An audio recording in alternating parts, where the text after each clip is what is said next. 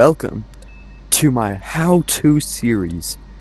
I was planning to do this like 2 weeks earlier, but I got sidetracked, so I'm sorry for that. But this series is mainly about me teaching you guys how to build certain things, like mostly wiring, because that's where I specialize. I'm also going to teach you building designs and more if I find any. So, without further ado, let's get into the first lesson, and it's right behind you. Today we're talking about repeaters. This is a very easy to build repeater, but it looks complicated.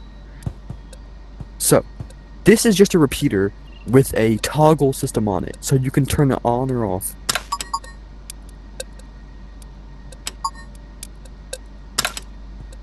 This light right here, take you around.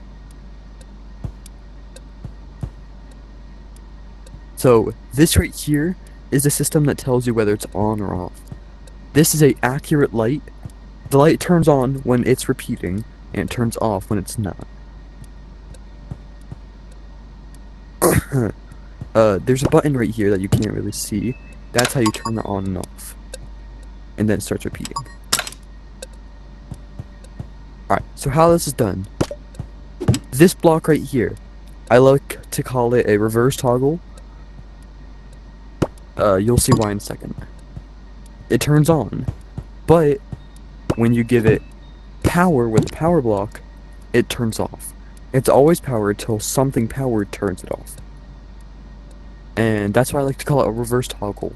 Toggles are always off until something turns it on. So, what I did here was, when you push this, it goes into a toggle, goes up here, turning it off. Because the repeater is using a reverse toggle to actually do the repeating, it doesn't turn on. Because the toggle runs through and just shuts it off. Watch when I shut off the toggle. It sends a signal out. The signal gets transferred back over through this. And you got a repeater. It's a very fancy one, but it'll do. If you want to build this, the blocks are decently simple. I'm gonna show you the one that it takes without the screen. You just need a button, a toggle, this thingy. I don't really memorize their names. It's hard to memorize. This and that.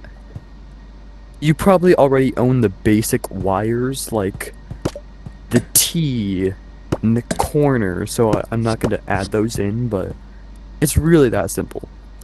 Now we're going to move on to the less sophisticated ones. This one is like, this is what I like to call a automatic repeater. It uses the same reverse toggle as we had used in the last one.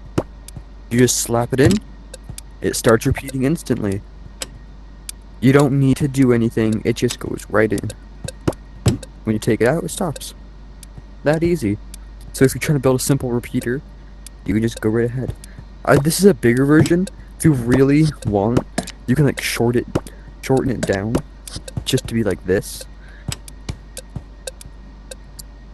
And it still works perfectly. And then you have the cheapskate way. It's just two repeaters going on and off. I hate this method because if you were to refresh your map, they could be delayed or something, so it sucks. And the timing is inconsistent. Like, you see how it's going really fast back and forth? If I take this out, launch. Now it's just like barely doing anything. And the one thing I really hate is this repeater right here. When people use these. For a repeating bug spawner, sure, but for wiring, it goes so fast the wiring sometimes doesn't even detect it. Like if you're trying to hook this up to a light to get a really flickering light for any possible reason, it sometimes just won't even catch. So it just sucks. So that concludes our lesson for the first day. If you have any questions to help me improve my teaching so you guys can learn more, please let me know. And I will see you in the next lesson.